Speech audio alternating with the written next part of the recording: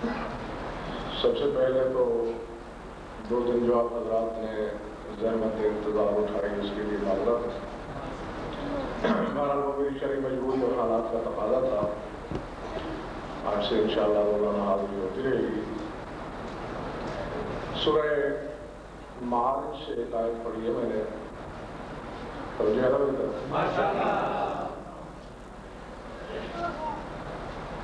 ذات لم یزل نے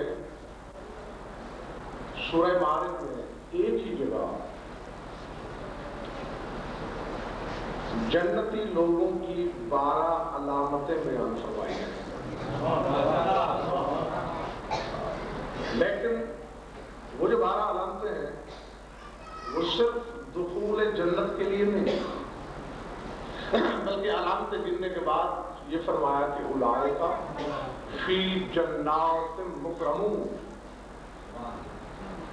فرمایا کہ جنت میں تو اور بھی بہت سے لوگ ہوں گے، لیکن جن میں یہ باتیں پائی جائیں گی وہ جنت کے معزز مہمان ہوں گے. ان کو تعظیم و تکریم دی جائے گی.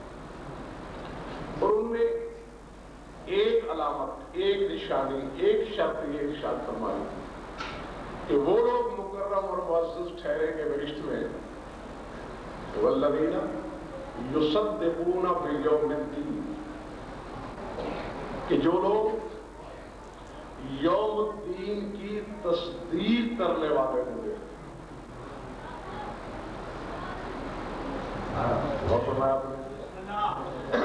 پھر سنیں، یہ نہیں فرمایا کہ جو یوم دین پر ایمان لائیں گے. یوم دین نہیں، ایمان سے آگے کی بات ہے. ایمان کا درجہ نیچے، تصدیق کا درجہ آگے ہے. یاد کریں کعبۃ اللہ کی دیدار کے ساتھ امیر ممکنات کی والدہ گرامی کا وہ شہر آفاق جملہ کہ رب انی مومنۃ بک و مومنۃ برسولک و مصدقۃ بکلام جدی ابراہیم، کہ پروردگار میں تیری ذات پہ ایمان رکھتی ہوں، تیرے رسول پہ ایمان رکھتی ہوں، اور اپنی جد امجد ابراہیم کے کلام کی تصدیق کرتی ہوں. تو اللہ نے یہ نہیں فرمایا کہ جو یوم الدین پر ایمان لائیں گے وہ جنت میں معزز ہوں گے، والذین یصدقون، جو اس دن کی تصدیق کریں گے. اگر کوئی شخص اپنے دماغ میں اس دن کو قیامت کا دن سوچے بیٹھا ہے تو یہ ذہن سے نکال پھینک دیں. قیامت کے دن کی بات نہیں ہوگی. کیوں؟ ایک طرف وہ لوگ جو اس دن کی تصدیق کرنے والے ہیں وہ جنت میں مکرم ہیں. دوسری طرف سورہ مدثر کی ایک آیت ہے کہ اصحاب یمین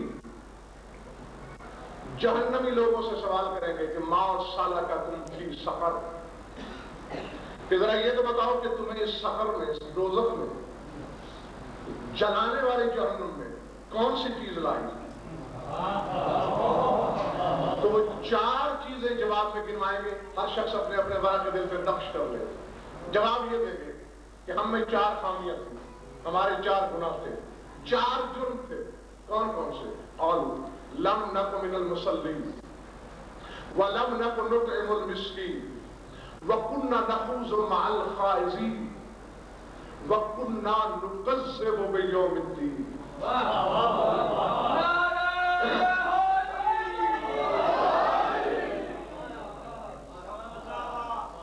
سمجھ میں آ رہی بات اس میں؟ کہ پہلی بات تو یہ ہے کہ ہم مصلین میں سے نہ تھے،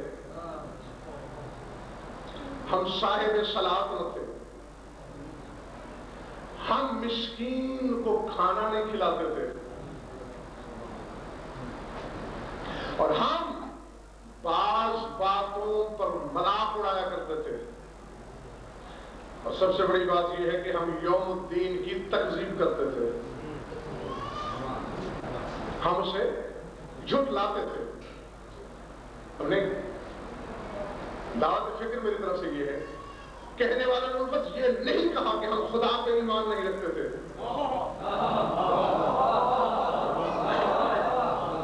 انہوں نے یہ نہیں کہا کہ ہم رسول کو نہیں مانتے تھے، انہوں نے یہ نہیں کہا کہ ہم قرآن پہ شک کرتے تھے۔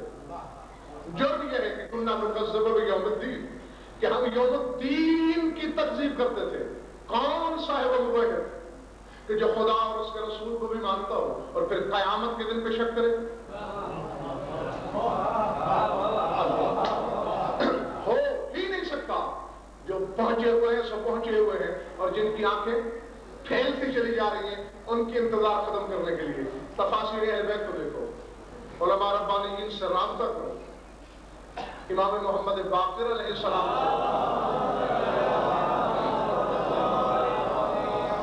انہی دونوں آیتوں کی تفسیر پوچھی گئی کہ جس یوم الدین کی تصدیق کی وجہ سے کچھ لوگ جنت میں معزز ہیں، کون سا یوم الدین ہے؟ اور جس کی تکذیب کی وجہ سے کچھ لوگ سقر میں جا رہے ہیں، یوم الدین سے مراد کیا ہے؟ قال یعنی یوم خروج القائم علیہ السلام۔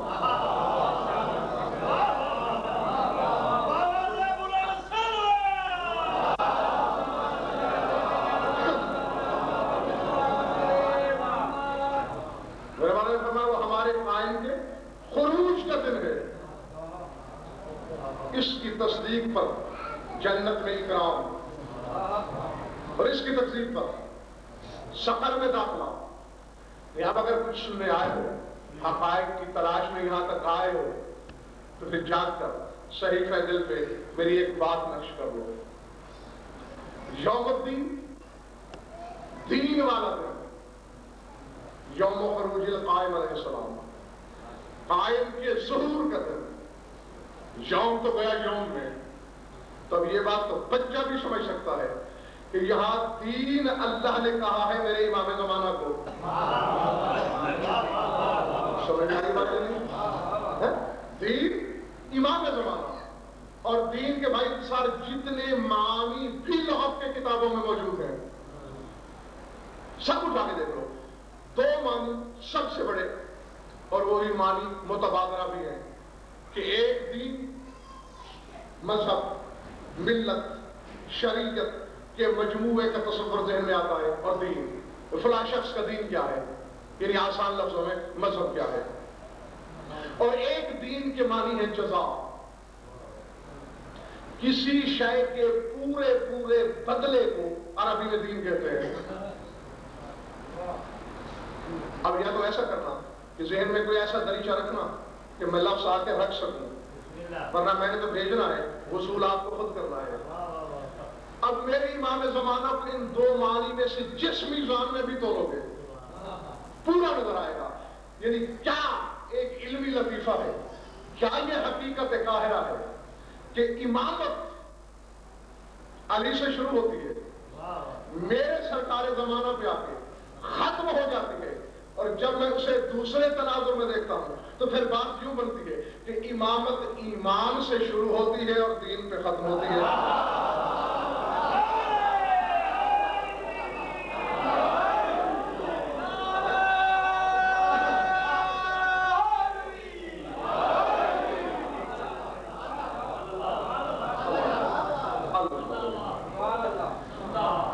ایمان پہ علی کا قبضہ اور دین پہ سرکار زمانہ کا تصرف۔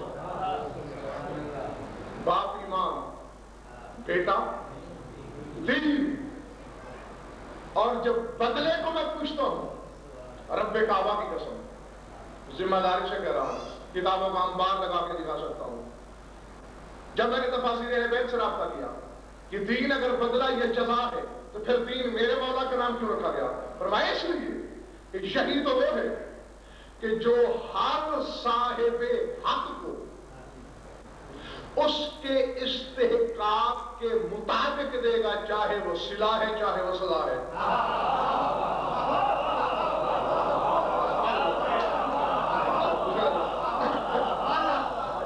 بڑی نوازش، لیکن میں چہرے دیکھ رہا ہوں نا، ہاں ابھی کچھ حضرات باقی ہیں کہ جو ہم سفر نہیں ہو سکے، پھر غور کرو، یعنی جس کا جو حق ہے اسے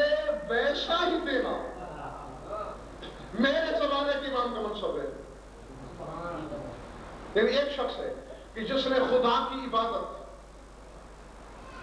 آسمان جتنی بلندی پر کی اور اسے صلہ ہوا تک بھی نہ ملا، اس سے مکمل صلہ دینا اس کا کام. اور جس نے کوئی ایسا جرم کیا کہ جرم 7ویں آسمان پر تھا، سزا زمینی بھی نہیں تھی، اسے پوری سزا تک پہنچانا بھی امام زمانہ کا کام. اب بات کہنے لگا ہوں، اگر اپنے دامن میں سنبھال سکتے ہو تو پوچھو خدا سے کہ باندھنے والے آخر وجہ کیا ہے. مجبور تو نہیں، آج سی تیری ذات کو نہیں چھوٹی، تیرے ہاں حجتوں کا قحط نہیں پڑا ہوا، تیرے ہاں نبیوں کا کال نہیں، تیرے ہاں امامت کی کوئی کمی نہیں. سبب کیا ہے کہ اپنی وحدت سے لے کر سرکار عسکری کی امامت تک ہر ایک منصب اس انتظار میں رہا ہے کہ وہ آ جائے جو خدا کا گھر بھی پورا کر سکے.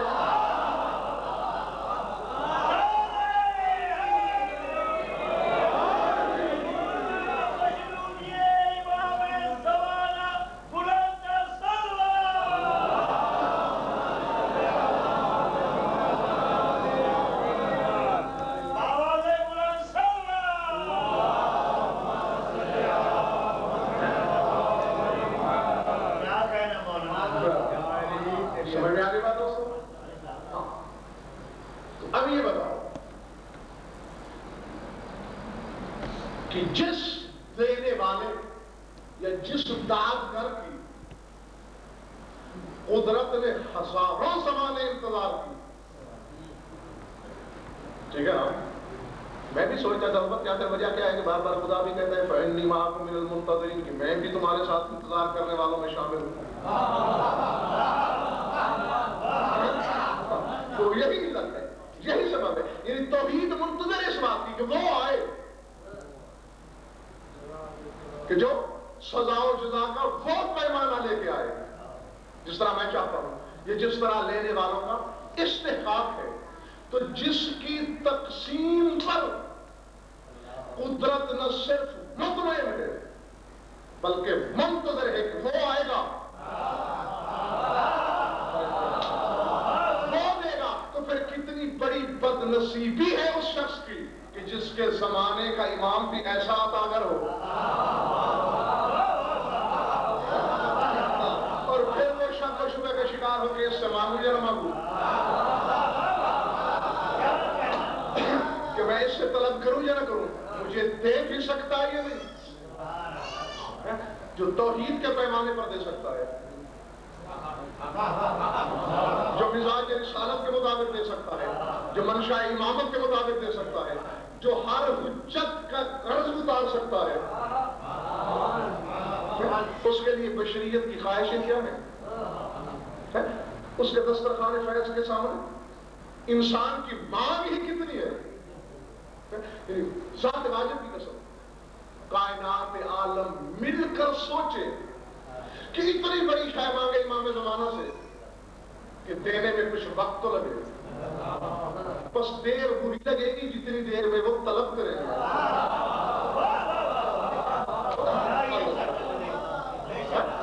ہاں آگے عطا دیر میں. بھائی صاحب قابل اور بات یہ، اب یہ تو آپ سمجھ گئے نا کہ دین میرے زمانے کا امام. ویسے تو یہ جیسے ایمان سب ہے، لیکن ایک مسلمہ نام امیر کائنات کا ہے. اسی طرح دین سارے ہیں، جتنے محمد ہیں سب دین ہیں، لیکن ایک مسلمہ نام شاہد امام زمانہ کا. اور دیکھو آج کے بعد جب کبھی محراب مسجد میں باجماعت یا گھر کی تنہائی میں مصلی پر فرادہ نماز پڑھو اور سورہ فاتحہ کی تلاوت کرو، جب اس جملے پہ پہنچو سوچنا ضرور کہ آخر قدرت اتنا کے ناز کر کے کیوں کہہ رہی ہے کہ مالک یوم الدین.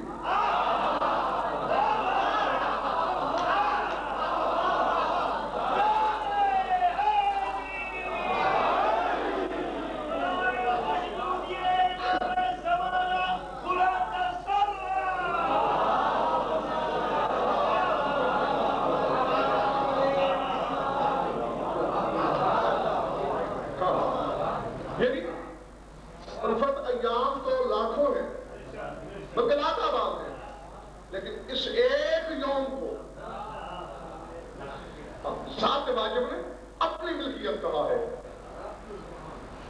تو جو امام قدرت کا ناز ہو، اب بھی اگر میرا کوئی بھائی نہیں سمجھا تو یوں کہنا چاہتا ہوں کہ جو امام کبریائی کا غرور ہو، اور آسان لفظوں میں کہنا چاہتے ہو تو یوں کہہ سکتے ہو کہ جو بندہ اپنے معبود کا فخر ہو، اس کو ہم یہ سے دماغ کیسے سوچ سکتے ہیں؟ اور آؤ آپ کی محبت کو دیکھتے ہوئے ایک اور آیت پڑھوں. اللہ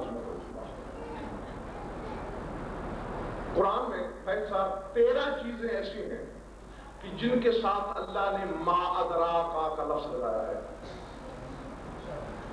سمجھ آئے گا؟ میں ادھر نہیں جانا چاہتا کہ پھر دوسرا موضوع ہو جائے گا، لیکن یاد دلا دوں جیسا کہ نام چلنا ہو فی لیلۃ القدر، تو ما ادراکا ما لیلۃ القدر، کہ ہم نے اسے لیلۃ القدر میں نازل کیا. تمہیں کیا شعور، تم کیا جانو کہ لیلۃ القدر کیا ہے؟ ایسی 13 چیزیں گنوائی ہے قدرت نے. اسی طرح سورہ انفطار میں شک ہے تو کلام مقدس ابھی منگاؤ نہیں کر پہ یوم الدین کا تذکرہ کرتے ہوئے جاگنا حلالی ہو جہاں بیٹھے ہو. یہ بات بھی میں عالمانہ ضمانت سے کہہ رہا ہوں کہ باقی 12 چیزوں کے بارے میں محمود شاہ جی صرف ایک دفعہ کہا کہ ما ادراکا، تمہیں کیا خبر کہ وہ چیز کیا ہے، تمہیں کیا خبر کہ فلاں چیز کیا ہے، تمہیں کیا خبر کہ فلاں چیز کیا ہے. لیکن جب یوم الدین کا ذکر آیا تو پتہ کیا فرماتا ہے؟ پہلے نہ سورہ انفطار کو فرماتا ہے ما ادراکا ما یوم الدین ثم ما ادراکا ما یوم الدین.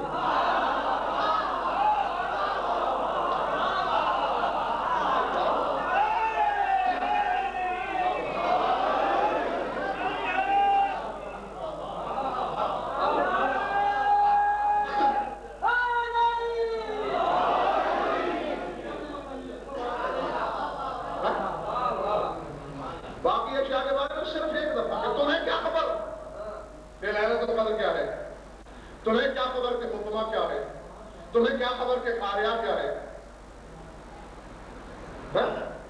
اللہ. لیکن جب یوم الدین کا ذکر آیا ما ادراک ما یوم الدین، تمہیں کیا خبر کہ یوم الدین کیا ہے، ثم ما ادراک، اور پھر اس کے بعد دوسری بار بھی تمہیں کیا خبر. یعنی ایک چیز کے بارے میں مشکل کا اظہار کیا جائے تو امکان ہو سکتا ہے کہ وہ مشکل نہ رہے. پھر یہ سما لگا کے قدرت نے مہر لگا دی اس بات پر کہ کائنات میں کوئی صاحب ادراک احاطہ کر ہی نہیں سکتا کہ وہ دن کیا ہے جس میں میری آخری حجت کو ظہور کرنا ہے. آؤ ذرا دیکھو تو صحیح، جو دن کسی سے منسوب ہوتا ہے وہ دن بڑا نہیں ہوتا، بڑا وہ ہوتا ہے جس کا دن ہے. جہاں نہ صحیح تنہائی میں بستر پر کروٹوں کے سفر میں جا کے سوچنا ضرور کہ جس کے ظہور کے دن کو، جس میں اس نے ظاہر ہونا ہے، اس دن کو کائنات نہیں سمجھتی، آنے والے کو کون سمجھے گا؟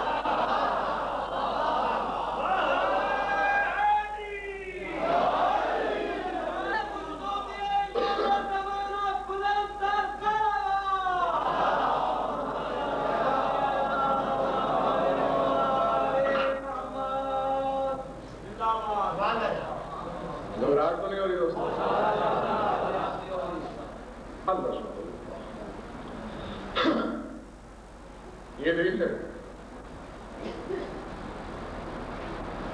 اور یوم ظہور یوم الدین ہے، اس کا دن ہے، اس کے ظہور کے دن کو زمانہ نہیں سمجھتا. اور بھائی صاحب میں نے پوچھ لیا قدرت سے، کیونکہ پوچھنے میں الفت بلائی ہوتی ہے، ہاں نہ پوچھنے میں بڑی خرابیاں ہوتی ہیں، اور اسی نہ پوچھنے نے ہمیں یہ دن دکھایا کہ ہم اپنے ہی ہاتھیوں سے دور چلے گئے. پوچھ لینا چاہیے، جستجو کرنا چاہیے، تلاش ہونی چاہیے، اور خدا کسی کی تلاش کو حقارت نہیں کرتا، رائے گاہ نہیں جانے دیتا. جب میں نے صاف ظاہر ہے کہ اب اللہ تک میں نے کیا پہنچنا تھا، میں نے کتابوں کے وسیلے سے ہی اس سے سوال کرنا تھا. کہ پالنے والے آخر اس کے دن کو تو نے اپنا دن کیوں کہا؟ جاگنا حالانکہ وہ آ رہی جہاں جاؤ گی. تو ایک چیز نظر آئی اور بات 2 اور 2 4 نہیں بلکہ 1 اور 1 2 کی طرح واضح ہو گئی کہ آخر خدا ہو کہ اپنے اس بندے پہ اتراتا کیوں ہے؟ فخر کیوں کرتا ہے؟ اگر آپ نے سمجھ لیا کہ جس طرح توحید کہہ رہی ہے، میں یقین سے وعدہ کرتا ہوں کہ آپ اپنے آپ کو دہلیز امامت کے اندر محسوس کریں گے. پالنے والے یہ سب تیری حجتیں ہیں، آدم سے لے کر سرکار عسکری تک.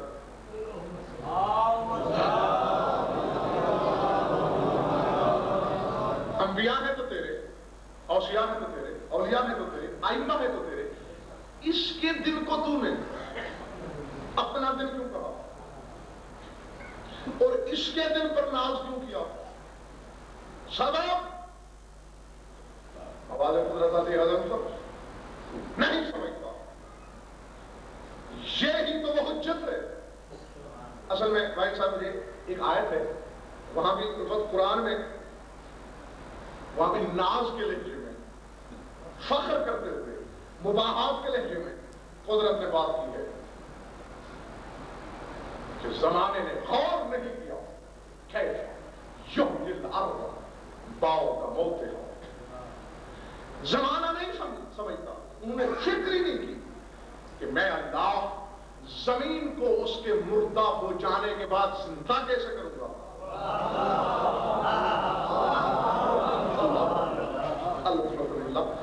اب لوگوں نے شاید یہ سمجھا یہ زمین کو مردہ ہونے کے بعد زندہ، کسی نے اس کی یہ تعویل کر دی کہ بھئی جو زمین فصل نہ دے رہی ہو وہ مردہ ہے، بارش آ جائے تو زندہ ہو جاتی ہے. نہیں، یہ نہیں. اس بات پہ خدا کبھی فخر نہ کرتا کیونکہ یہ بارش برسانے والا کام اس کے قضاء و قدر کے دفتر کی چھوٹے چھوٹے کارندے کرتے ہیں، جو فرشتے کہلاتے ہیں وہ کرتے ہیں. یہاں کوئی اترائے گی نہیں. جاگنا. میرے سوال کے جواب میں راہل جی نے یہ کہا کہ الانفر زمین کی موت اس کی انگوری دینے یا نہ دینے سے وابستہ نہیں. زمین انگوری دے جب بھی زندہ ہو سکتی ہے، نہ دے جب بھی ہو سکتی ہے، یا اس میں سے کسی صورت میں میت کہلا سکتی ہے. میں نے انگوری کے سبب سے اسے میت نہیں کہا. میری ایک مشیت سے میری مخلوق ٹکرا کے میری اس مشیت کو نقصان پہنچا رہی تھی. میرا مقصد تخلیق مجروح ہو رہا تھا. جاگنا جہاں بھی بیٹھے ہو کیا کہ میں نے میرے فخر سے قرآن میں سورہ ذاریات میں یہ اعلان کر دیا کہ ما خلقت الجن والانس الا لیعبدون، کہ میں نے جن اور انس کو خلق ہی نہیں کیا سوائے اس مقصد کے تو میری عبادت کریں، میری بندگی کریں. لیکن میں نے نگاہ قدرت سے دیکھا تو میری زمین کا 1000واں حصہ بھی نہیں بنتا کہ جس میں میرا ذکر ہو. جنوں میں بھی گنے چنے ہیں جو میرا ذکر کرتے ہیں اور کیا تعداد ہیں جو میرے ذکر سے باغی ہیں، اور انسانوں میں بھی بہت تھوڑے ہیں جو میری عبادت کرتے ہیں اور لا تعداد ہے جو میری عبادت سے عاری ہے. اور پھر عبادت کرنے والوں میں بھی کچھ ایسے ہیں کہ عبادت کر کے بھی عابد نہیں.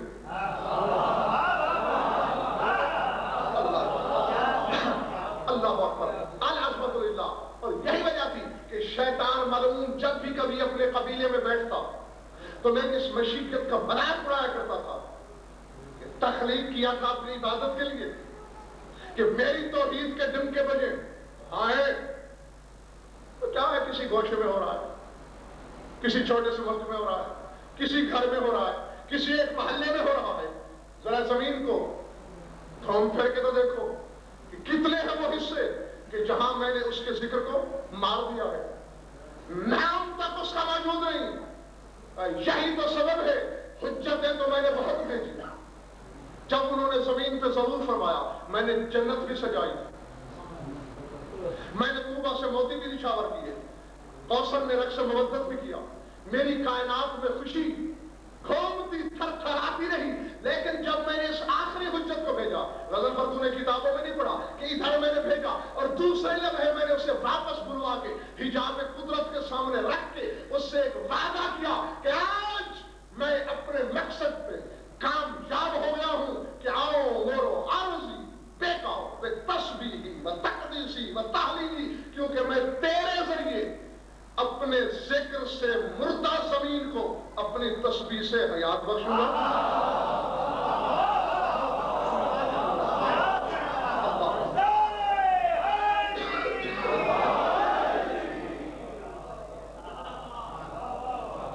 تو ہی میری زمین کو حیات بخشے گا، میری تسبیح کے ساتھ، میری تقدیس کے ساتھ، میری تحلیل کے ساتھ۔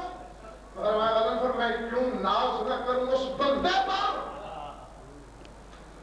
کہ کل تک میری مملکت کبریائی کا ایک ادنا سا باغی ابلیس جو نعرے مار مار کے کہہ رہا ہے کہ دکھا کہاں ہے موحد، انگلیوں پہ گنے جا سکتے ہیں، اکثر اولاد آدم کو میں نے تجھ سے پھیر لیا ہے، تیرے دروازے سے ہٹا دیا ہے، اور یہی تو ہے وہ میری حجت کہ جیسے ہی زمین کے چکر لگائے گی اور پھر سجدہ کر کے جانب عرش نگاہ اٹھا کے کہے گی کہ پروردگار کسی فرشتے کو نہ بھیج، اپنی نگاہ کبریائی سے جستجو کر کے بتا کہ شرق سے غرب، شمال سے جنوب، سرا سے سوریا تک عالم رنگ و بو میں ہے کوئی ایسا جو تیرا باغی ہو؟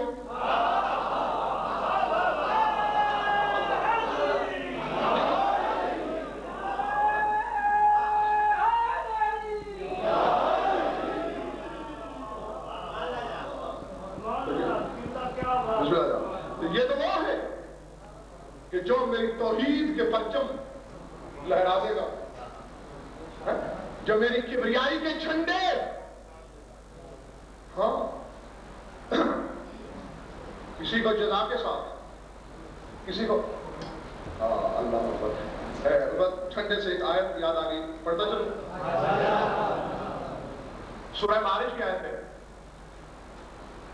ماشاءاللہ سے یہاں اس عذابان میں اس سلسلے کا تیسرا اور ایک بھائی انصار کی یہاں پڑھاتا ہے شرح امام زمانہ پہ، ان سرزمین ملتان پہ یہ چوتھا، یہ دیکھ مجھے صاحب نے سنی، اور میں امید کرتا ہوں کہ ترجمے سے ہی آپ مقصد تک پہنچ جائیں گے، مجھے تفسیر کی طرف جانا ہی نہیں پڑے گا۔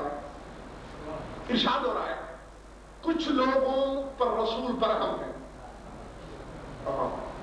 کچھ آدمی سے رسول ناراض ہے، آواز قدرت آئی فَذَرْهُمْ يَخُوضُوا وَيَلْعَبُوا حَتَّى يُلَاقُوا يَوْمَهُمُ الَّذِي كَانُوا يُوعَدُونَ يَوْمَ يَخْرُجُونَ مِنَ الْأَجْدَاثِ سِرَاعًا كَأَنَّهُمْ إِلَىٰ نُصُبٍ يُوفِضُونَ خَاشِعَةً أَبْصَارُهُمْ وَتَرْهَقُهُمْ ذِلَّةٌ ذَٰلِكَ يَوْمُهُمُ الَّذِي كَانُوا يُوعَدُونَ۔ اے رسول کیوں برہم ہو رہے ہو؟ چھوڑ دو انہیں، يَخُوضُوا وَيَلْعَبُوا، آج شک کر لیں، مذاق اڑا لیں، اللہ جو یعنی دو لفظ قدرت بولے یخوضوا یلعبوا، اور وہاں جب کہا گیا تھا کنا نخوض، کہ سقر میں کیوں آئے ہو؟ جب اصحاب الیمین پوچھیں گے کہ سقر میں تمہیں کون سی چیز لائی، تو اس میں یہ انہوں نے کہا تھا نا کہ کنا نخوض مع الخائضین، کہ ہم خائضین کے ساتھ خوض کرتے تھے۔ خوض کا مقصد یہ ہے کہ توحید کی صفت بیان ہو، رسالت کا قصیدہ پڑھا جائے، خدا کی کسی حجت کی فضیلت بیان کی جائے، اور کوئی شخص شک بھی کرے اور ہنسی میں بھی ڈال دے، وہ ہے قائل۔ سمجھ میں آ رہی بات ہے؟ ہاں وہ ہے خوض کرنے والا، وہ کہلاتا ہے قائل۔ تو اللہ کہہ رہا ہے، تو وہ اعتراف کر رہے ہیں کہ ہم خائف تھے اس لیے جہنم میں آئے، اور جہنم بھی عام جہنم میں نہیں، کس میں آئے؟ ماشاءاللہ سقر میں۔ اور پڑھنا سورہ قمر کو، سقر کے بارے میں بھی ارشاد ہے، امام زمانہ کے بارے میں بھی یہی کہا ما ادراک ما یوم الدین، کہ تمہیں کیا خبر، تمہارے ادراک میں کیسے سمجھ سکتا ہے کہ یوم الدین کیا ہے؟ تو فرما رہا ہے سوسلی ہے سقر، ما ادراک ما سقر، فرمایا کہ میں ایک دشمن کو سقر میں بھیجوں گا، اور تمہیں کیا خبر کہ سقر کیا ہے؟ کیونکہ انکار اس کا ہو رہا ہے جس کے بارے میں خبر نہیں، تو عذاب بھی وہ دیا جا رہا ہے جس کے بارے میں خبر نہیں۔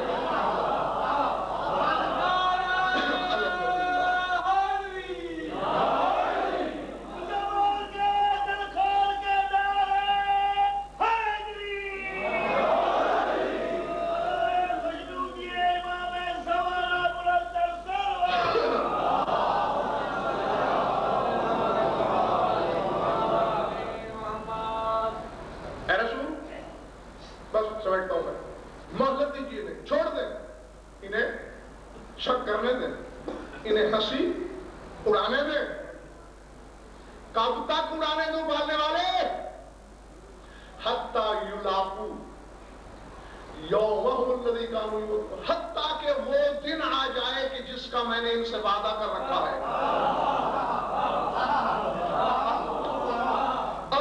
اور نہیں حلالیہ موالیہ جہاں جا کے یعنی بچوں نے بھی اگر غور کر لیا تو تفسیر کی طرف جانے کی ضرورت نہیں پڑے گی۔ آگے اللہ نے پھر ایک نشانی بیان کی، کیوں کہ توحید سے بڑا فطرت شناس وہی کون سکتا ہے؟ معبود سے زیادہ اپنے بندے کو پہچانتا اور جانتا ہی کون ہے؟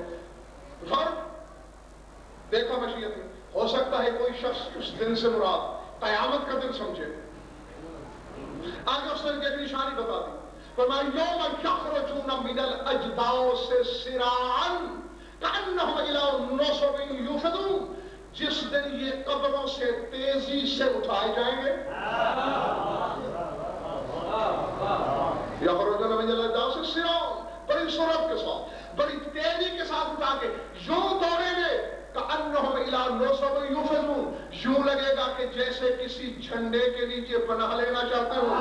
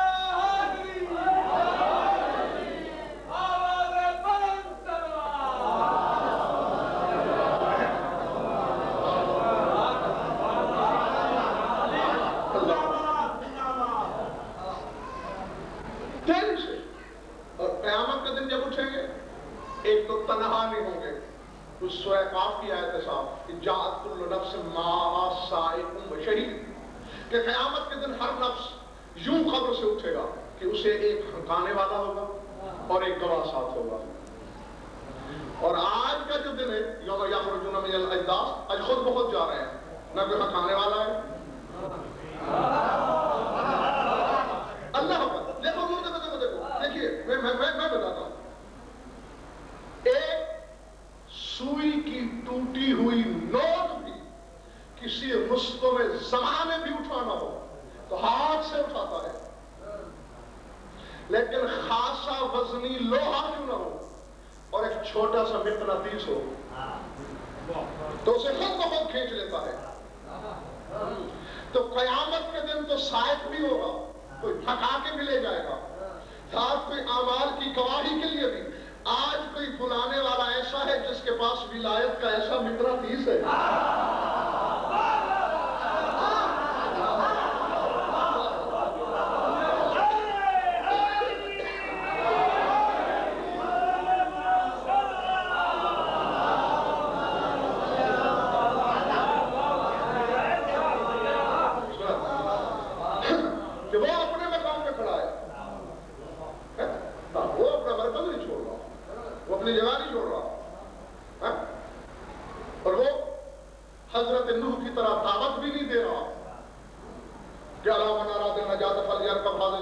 جسے نجات چاہیے وہ سفینے پہ چڑھ جائے، کیونکہ آج صرف نجات کا فیصلہ نہیں، آج دونوں فیصلے ہیں۔ آج تو بدلے کا دن ہے، ہاں دونوں کھڑے چلے جا رہے ہیں۔ تو خدا فرما رہا ہے یعنی ایسے جیسے کہ پرچموں کی پناہ ان کی طرف دوڑے جا رہے ہیں، اور میں لیکن فائدہ نہیں۔ ہاں کیوں کہ خواہشیت کیونکہ شہاد کو شک کر رہے ہیں۔ اے میرے حبیب محمد احمد، تیری پاک زبان پہ اعتبار نہیں کر رہے، تو فرما رہے تیری زبان پہ شک کر رہے، اور فقط شک نہیں کر رہے، مذاق بھی اڑا رہے، ایک دوسرے کو کونیاں مار مار کے ٹھٹھے میں تیری بات اڑا رہے ہیں۔ تو کہہ دو کہ اس دن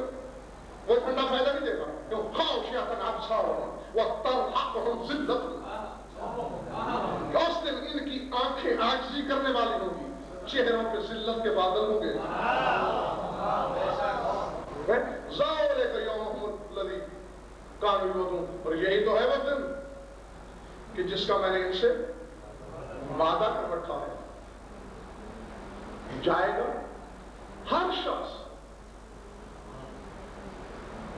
لیکن دو شخصوں کا جانا تو الفت یقینی ہے. ایک وہ کہ جس کو حسرت ہے، کہ جس کے چرچے صدیوں سے سن رہا ہوں، کب آئے گا؟ چاہے اس کی زندگی میں نہیں آیا، اسے فکر کرنے کی ضرورت نہیں ہے. وہاں فرماتے ہیں کہ وہ اس یقین کے ساتھ مر جائے تو وہ میرے خیمے میں مرائے.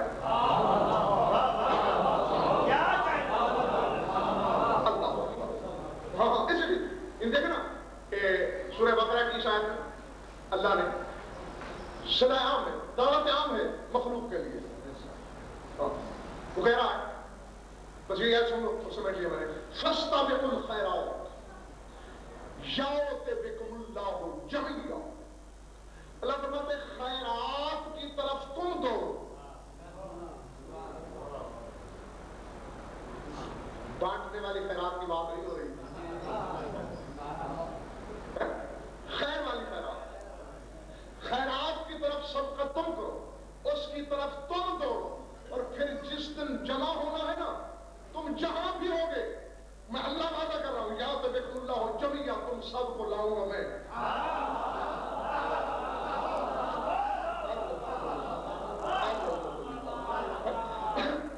خدا نے کہنا بھائی سر اس سے بڑی واضح کوئی آیت ہو سکتی ہے؟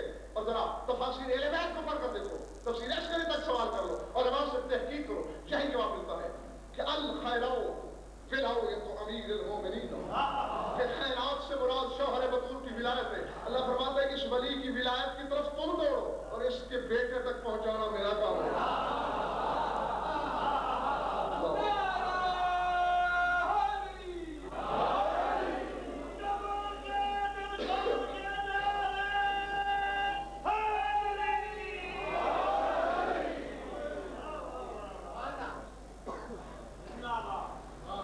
ایک خواہش والا اور ایک شک والا.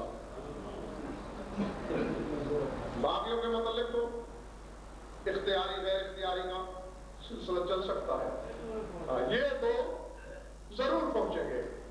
اور دیکھ لیں یعنی قرآن میں آپ کو بہت جگہ ملے گا، قُلْنَا نُكَذِّبُ بِيَوْمِ الدِّينِ حَتَّىٰ أَتَانَا الْيَقِينُ، کہ مسلسل ہم یوم الدین کو جھٹلاتے رہے، تکذیب کرتے رہے، حتیٰ کہ ہمیں یقین آ گیا.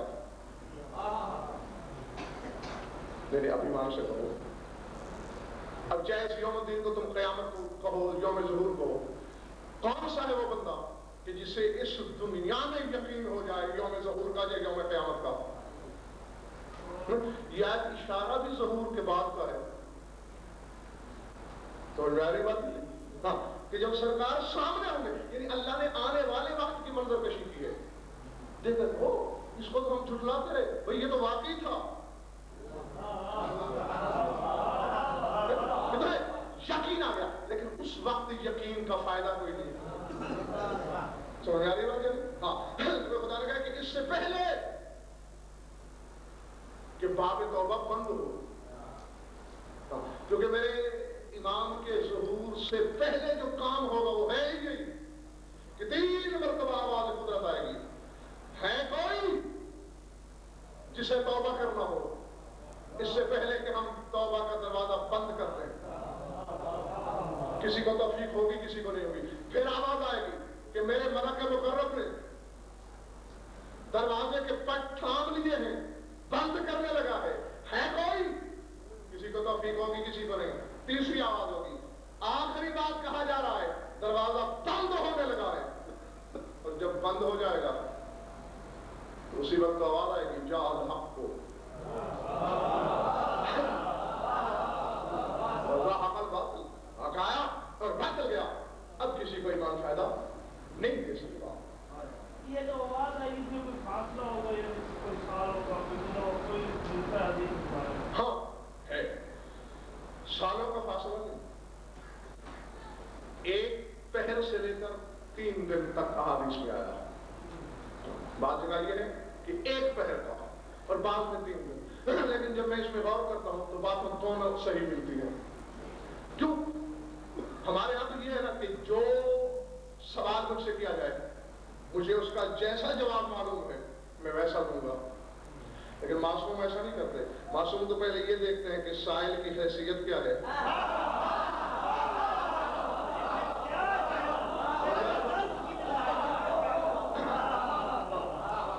تو اب وہ کسی کو 3 دن بتا دیتے ہیں, کسی کو 1 پہر بتا دیتے ہیں. وہ 3 دن بھی صحیح کہہ رہے ہوتے ہیں, پہر بھی صحیح کہہ رہے ہوتے ہیں, کیونکہ وہ حجت ہے اس خدا کی کہ جو آدم سے لے کر قیامت تک کے وقت کو قلیل لمحہ کہتا ہے.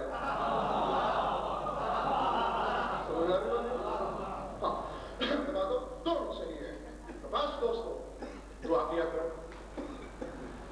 کہ یہ ہمارا نماز میں صرف زبانی اقرار نہ ہو کہ ہم تجھے دین کے یوم کا مالک مانتے ہیں, بلکہ ہمیں اس دین کی پہچان بھی ہو.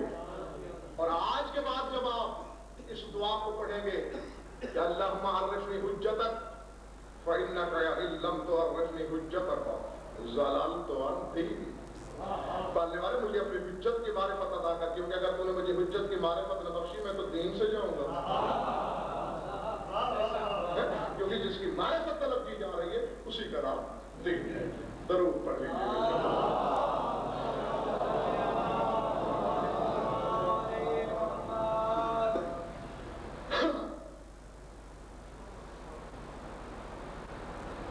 یقین رکھیں امام زمانہ کو خوش کرنے کے بہت سے اسباب ہیں. یہ نہ تو رنگ خطابت ہے, نہ حاشیہ آرائی ہے, تحقیق ہے, کتابیں دکھا سکتا ہوں. سب سے بڑی رضائے امامت کا جو اصول ہے نا, سب سے بڑی بات وہ ہے امام شبیر میں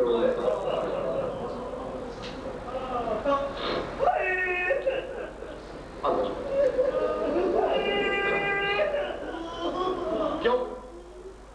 دیکھو دوستو, یہ ایک فطری سی بات ہے, بچے بھی اس چیز کو سمجھ سکتے ہیں کہ جس کو جو کام خود پسند ہو, جو کام ایک شخص خود کرتا ہے تو اسی سے اس کو پیار ہوتا ہے.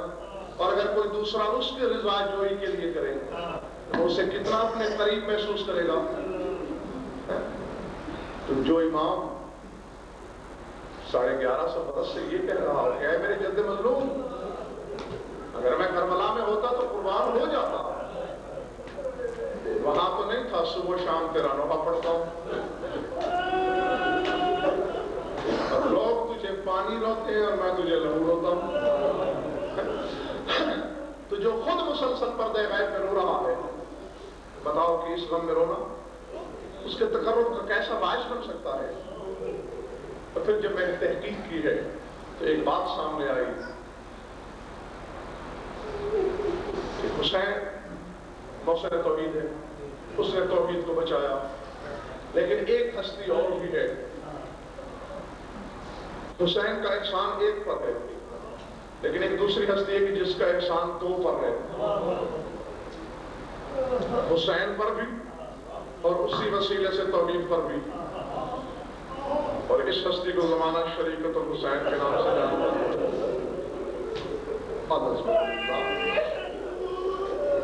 ہے. اور چونکہ شبیر کی عزاداری سب سے بڑی چاہت ہے علی کی اس بیٹے کی, خدا گواہ ہے ہر معصوم, حتیٰ کہ تیرے زمانے کے امام کی بھی یہ کوشش اور خواہش ہے کہ میں وہ کام کروں کہ مسافر شام راضی ہو. یہ راضی, کیونکہ خدا کی قسم مکان والوں پوری تاریخ آدمیت میں دیکھ لو, تو صرف جملہ کہہ کہ میں اجازت چاہ رہا ہوں آپ سے, پوری انسانی تاریخ پڑھ لو, اس بی بی کے مقابلے میں دنیا میں کوئی شخص یہ نہیں کہہ سکتا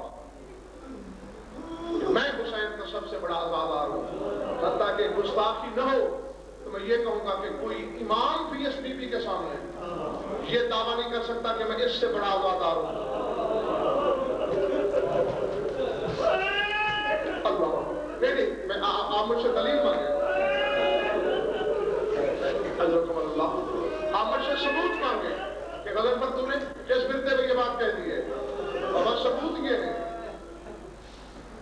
بڑے بڑے رونے والے پورے حسین کو خون رونے والے زنجیروں میں مہارے کھینچنے کے صبر میں لہو روتے رہے, لیکن ہر عزادار نے حسین کی عزاداری شروع کی حسین کی شہادت کے بعد. یہ تو وہ بھی ہے, ابھی حسین 2 سال کا تھا. اللہ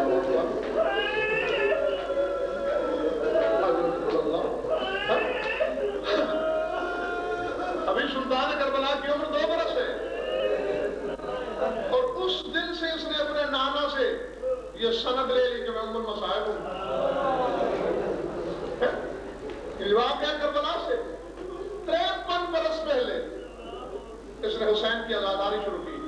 اور ایک اور بات بتاتا چلوں, جو کہ 2 آنسو کسی کے اور آ جائیں تو بی بی کی رضا زیادہ حاصل ہو جائے گی. اور سوائے اس بی بی کے کائنات میں سید و غیر سید کوئی یہ دعویٰ نہیں کر سکتا, صرف اس بی بی کو یہ دعویٰ ہے اور کوئی نہیں کر سکتا کہ میری آنکھ سوائے حسین کے اور کسی کو نہیں روئی.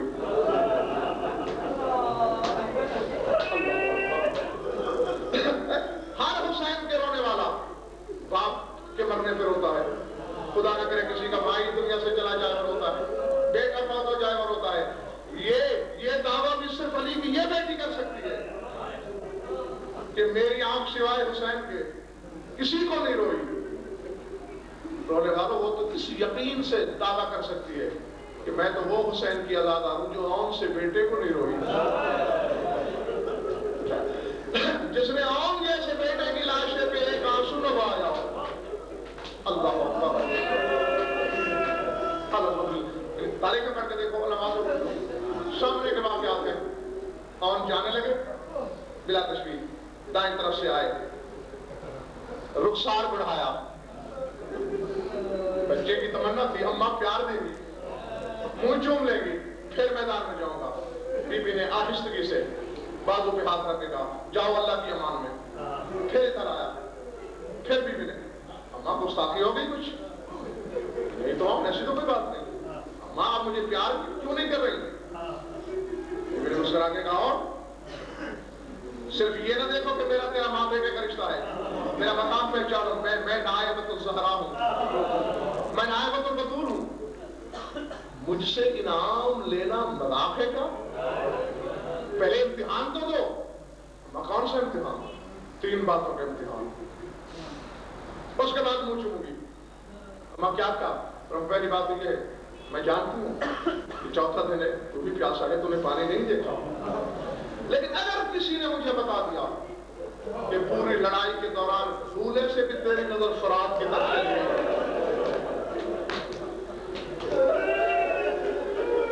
تو آپ پھر یاد رکھ لے کہ میں دودھ نہیں بخشوں گی.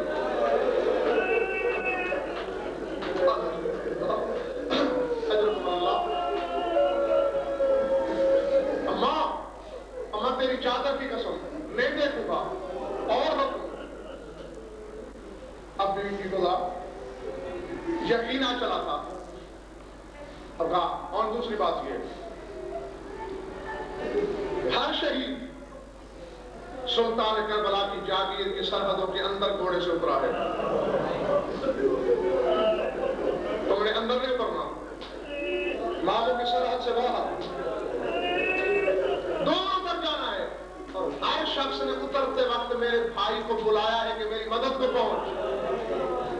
بس تو جیسے ایک نوکر آقا کو سلام کر کے زین چھوڑ دیتا ہے, ایسے زین چھوڑ دینا, بلانا نہیں. اما ایسے ہوگا, کون چلا گیا, بس ختم کرنے لگا ہوں میں. کرسی پہ حسین, سامنے بہن, پل پل کی خبریں دے رہے ہیں حسین. تیرے آن نے رنج پڑا, تیرے آن نے حملہ کر دیا. اللہ اکبر. بہنا میں نگاہ امامہ سے دیکھ رہا ہوں, حیدر کرار اور جعفر طیار کی مشترکہ شجاعت میدان میں لڑتی ہوئی نظر آ رہی ہے. دانت کھٹے ہو رہے ہیں. تنگ ہو کے لشکر دیکھ رہا ہے کہ بچہ بھئی یک وقت علی و جعفر کے نقشے کیسے پیش کر رہا ہے لڑائی کے. اور دور چلا گیا اور دور. بی بی اب تو وہ میری جاگیر سے باہر چلا گیا. اب جس کے سینے میں گوشت کا دل ہے پتھر کا نہیں. جب کہا میری جاگیر سے باہر چلا گیا تھوڑی دیر کے بعد حسین نے امامہ اتارا اور روتے ہوئے کرسی چھوڑ دیا.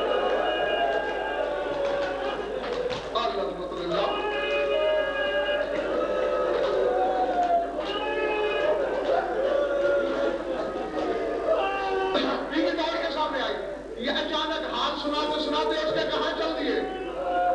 رو کے کہا آمد بالخیر تیرے آن کو نیزہ لگا. آن نے سین چھوڑ دی.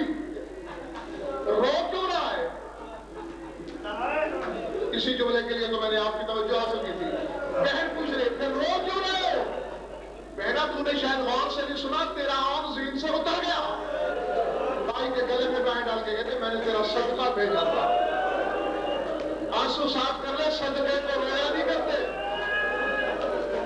اور اگر مجھ سے توقع رکھتے ہو کہ میں رہوں گی تو میری آنکھ سرائے حسین کے. میں آن کو روک کے اپنی ماں کے سامنے شرمندہ ہونا نہیں چاہتی. اور جا کر رہے ہو تیرے آن کا لاشا لے لے. خود ہی تو کہا ہے کہ میری جاگیر سے باہر جا کے گرا ہے. جاؤ گے لاش اٹھاؤ گے واپس آؤ گے تھک نہیں جاؤ گے. جتنی دیر لاش لینے پہ لگاؤ گے میرے سامنے بیٹھے رہو. میں تیرے چہرے کی زیارت کرتی رہوں.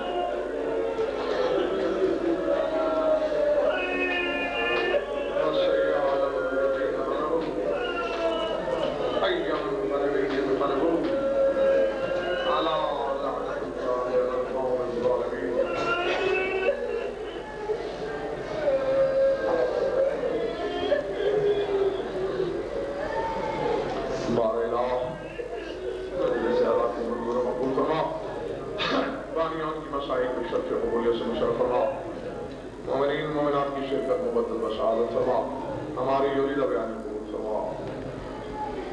جس غرض کے لیے یہ مجالس منعقد ہو رہی ہیں روایت برام تک پہنچا. جو من بھی اولاد تعالیٰ نادہ فرما. جو مقروض اور تنگست ہیں تنگستی فرما. جو بے گناہ پائے ہیں رعایتہ فرما. جو بے مومنین و مومنات کی جو حاجات و قضایا عدل و شریعت کی تنظیم کی آیت پورے فرما. تمام سادات و سادات جن کی گہرائیوں سے دعا مانگیے کہ مولا میرے دشمن کا پردہ فاش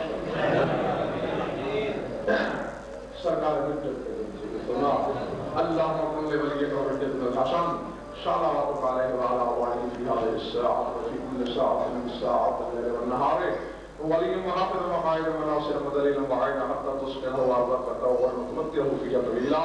يا رب محمد وآل محمد عجل فرجهم بقائهم ربنا تقبل منا انك انت السميع العليم بحق محمد وآله الطيبين الطاهرين المعصومين.